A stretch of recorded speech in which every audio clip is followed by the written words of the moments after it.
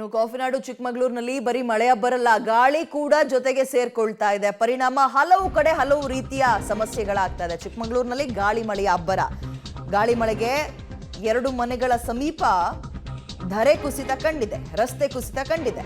ಮತ್ತಷ್ಟು ಗಾಳಿ ಮಳೆ ಹೆಚ್ಚಾಗ್ಬಿಟ್ರೆ ಮನೆಯೇ ಸಂಪೂರ್ಣವಾಗಿ ಬಿದ್ದೋಗೋ ಸಾಧ್ಯತೆ ಇದೆ.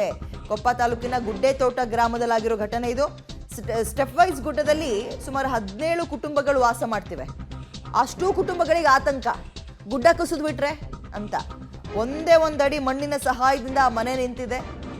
ಪಾಪ ಮನೆಯವ್ರ ಜೀವವನ್ನು ಕೈಲಿ ಇಟ್ಕೊಂಡಿದ್ದಾರೆ. ಮಳೆಯಿಂದ ರಕ್ಷಣೆ ಪಡ್ಕೊಳ್ಳೋದು, ಮಳೆಯಿಂದ ರಕ್ಷಣೆ ಪಡ್ಕೊಳ್ಳೋದಲ್ಲಿ ಮನೆ ಒಳಗೆ ಮನೆನೇ ಇಲ್ಲ ಅಂದ್ಬಿಟ್ರೆ ಇಂತಹ ಪರಿಸ್ಥಿತಿ ಇದೆ. ಆ 2 ಮನೆಗಳಲ್ಲಿ ವಾಸ ಮಾಡೋದು ನಿಜಕ್ಕೂ ಅಸಾಧ್ಯ. ಚೂರು ಹೆಚ್ಚು ಕಡಿಮೆ ಆದರೂ ಕೂಡ ಮನೆ ಸಂಪೂರ್ಣವಾಗಿ ನೆಲ ಕಚ್ಚುತ್ತೆ. ಅಲ್ಲಿ ನೋಡಿ, ಅಲ್ಲಿ ಗುಡ್ಡ ಕುಸಿತ ಅಂದರೆ ಅಲ್ಲೆಲ್ಲ ದೂರಕ್ಕೆ ಒಂದೊಂದು ಮನೆಗಳು ಅದೇ ರೀತಿಯಾಗಿರುತ್ತೆ. ಈಗ ಆಲ್ರೆಡಿ ಏನು ಕುಸಿದಿದೆ ಅದು ಮತ್ತೊಂದು ಸ್ವಲ್ಪ ಕುಸಿದ್ರೆ ಮನೆ ಸಂಪೂರ್ಣವಾಗಿ ಜಖಮ್ ಆಗುತ್ತೆ.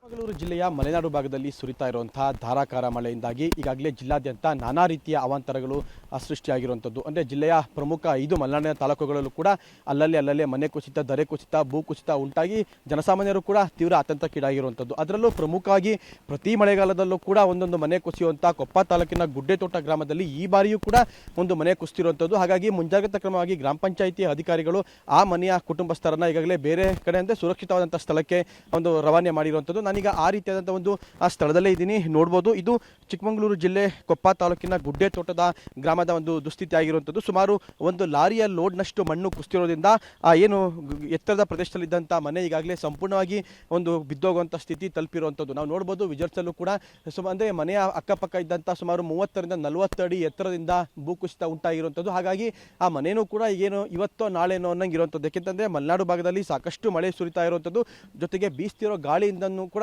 ಮಲೆನಾಡಿಗರು ಆತಂಕಕ್ಕೀಡಾಗಿರುವಂಥದ್ದು. ಯಾಕೆಂತಂದರೆ ಗಾಳಿ ಜೊತೆಗೆ ಮಳೆ ಕೂಡ ಅಷ್ಟೇ ಯಥೇಚ್ಛವಾಗಿರೋದ್ರಿಂದ ಯಾವಾಗ ಎಲ್ಲಿ ಯಾವ ಅನಾಹುತ ಸಂಭವಿಸುತ್ತೋ ಅನ್ನೋ ಒಂದು ಗೊತ್ತಿಲ್ಲದಲೇ ಇರೋ ಕಾರಣವಾಗಿ ಈಗಾಗಲೇ ಮಲೆನಾಡಿಗರು ಕೂಡ ಆತಂಕಕ್ಕೀಡಾಗಿರುವಂಥದ್ದು. ಅದರಲ್ಲೂ ಏನು ಈಗೊಂದು ಗ್ರಾಮದಲ್ಲಿ ಸುಮಾರು 60ರಿಂದ 70 ವರ್ಷಗಳಿಂದ ಈ ಒಂದು ಜಾಗದಲ್ಲಿ ಸ್ಟೆಪ್ ವೈಸ್ ಸ್ಟೆಪ್ ಮನೆ ಕಟ್ಕೊಂಡು ಸುಮಾರು 30 ಕುಟುಂಬಗಳು ವಾಸ ಇದ್ದಂಥದ್ದು.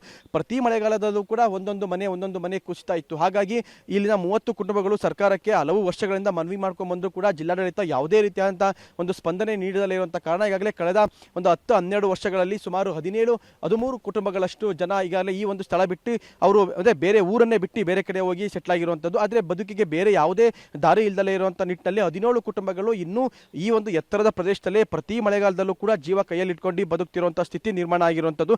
ಹಾಗಾಗಿ ಜಿಲ್ಲಾಡಳಿತಕ್ಕೆ ಪ್ರತಿ ಬಾರಿನೂ ಕೂಡ ಮನವಿ ಮಾಡುವಂಥದ್ದು ಮತ್ತು ಪ್ರತಿ ಮಳೆಗಾಲದಲ್ಲೂ ಕೂಡ ಜಿಲ್ಲಾ ಉಸ್ತುವಾರಿ ಸಚಿವರು, ಶಾಸಕರು ಈ ಒಂದು ಸ್ಥಳಕ್ಕೆ ಭೇಟಿ ನೀಡಿ ನಿಮಗೆ ನಾವು ಸೂಕ್ತ ಒಂದು ವ್ಯವಸ್ಥೆ ಕಲ್ಪಿಸ್ಕೊಡ್ತೀವಿ ಅಂತ ಅಂದರೆ ಭರವಸೆ ನೀಡ್ತಾನೆ ಇರುವಂಥದ್ದು. ಆದರೆ ಪ್ರತಿ ಮಳೆಗಾಲ ಮುಗಿಯುತ್ತೆ, ಬಂದ ಅಧಿಕಾರಿಗಳು ಆಗಲಿ ಬಂದ ರಾಜಕಾರಣಿಗಳಾಗಲಿ ಬಂದ ದಾರಿಗೆ ಸುಂಕ ಇಲ್ಲ ಅನ್ನೋ ರೀತಿಯಲ್ಲಿ ವರ್ತಿಸ್ತಿರೋದ್ರಿಂದ ಪ್ರತಿ ವರ್ಷಕ್ಕೊಂದೊಂದು ಮನೆ ಕೂಡ ಈ ಭಾಗದಲ್ಲಿ ಬೀಳ್ತಿರುವಂಥದ್ದು. ಹಾಗಾಗಿ ಈಗ ಗ್ರಾಮ ಪಂಚಾಯಿತಿ ಅಧಿಕಾರಿಗಳು ಕೂಡ ಈ ಒಂದು ಬೇರೆ ಒಂದು ಬದಲಿ ಜಾಗವನ್ನು ನೋಡಿರುವಂಥದ್ದು. ಆದರೆ ಅರಣ್ಯ ಇಲಾಖೆ ಇದು ಡೀಮ್ಡ್ ಫಾರೆಸ್ಟ್ ಅನ್ನೋ ನಿಟ್ಟಿನಲ್ಲಿ ಅವರಿಗೆ ಬೇರೆ ಒಂದು ಸ್ಥಳ ಕೊಡೋದಕ್ಕೂ ಕೂಡ ಮೀನಾಮೇಷ ಏಡಿಸ್ತಾ ಇರೋದ್ರಿಂದ ಇಲ್ಲಿನ 17 ಕುಟುಂಬಗಳು ಕೂಡ ಪ್ರತಿ ವರ್ಷ ಒಂದೊಂದು ಮನೆಗಳನ್ನು ಕಳ್ಕೊಂಡು ಪ್ರತಿ ವರ್ಷನೂ ಕೂಡ ಒಂದು ಜೀವ ಕೈಯಲ್ಲಿ ಇಟ್ಕೊಂಡು ಬದುಕುವಂಥ ಸ್ಥಿತಿ ನಿರ್ಮಾಣ ಆಗಿರುವಂಥದ್ದು. ಈ ಒಂದು ಮನೆಯಲ್ಲೂ ಕೂಡ ಸುಮಾರು 5 ಜನ ಇದ್ದಂಥದ್ದು. ಯಾವಾಗ ಒಂದು ಮನೆಯ ಮುಂಭಾಗ ಪಕ್ಕ ಇದ್ದಂಥ ಧರೆ ಕುಸಿತವಾಯಿತು, ಗ್ರಾಮ ಪಂಚಾಯತ್ ಅಧಿಕಾರಿಗಳು ಅವರನ್ನ ಸುರಕ್ಷಿತ ಸ್ಥಳಕ್ಕೆ ಕಳಿಸಿರುವಂಥದ್ದು. ಹಾಗಾಗಿ ಸರ್ಕಾರ ಪ್ರತಿ ವರ್ಷನೂ ಕೂಡ ಈಗ ದಿನ ದೂಡೋ ಬದಲು ವರ್ಷ ದೂಡೋ ಬದಲು ಇಲ್ಲಿನ ಜನಗಳಿಗೆ ಒಂದು ಶಾಶ್ವತವಾದಂಥ ಒಂದು ಸೂರು ಕಲ್ಪಿಸಬೇಕು ಅಂತ ಈ ಗ್ರಾಮದ ಜನ ಆಗ್ರಹ ಮಾಡಿರುವಂಥದ್ದು. ಕ್ಯಾಮರಾಮನ್ ಪುನೀತ್ ಜೊತೆ ನಾರಾಯಣಗೌಡ, ಪಬ್ಲಿಕ್ ಟಿವಿ, ಚಿಕ್ಕಮಗಳೂರು.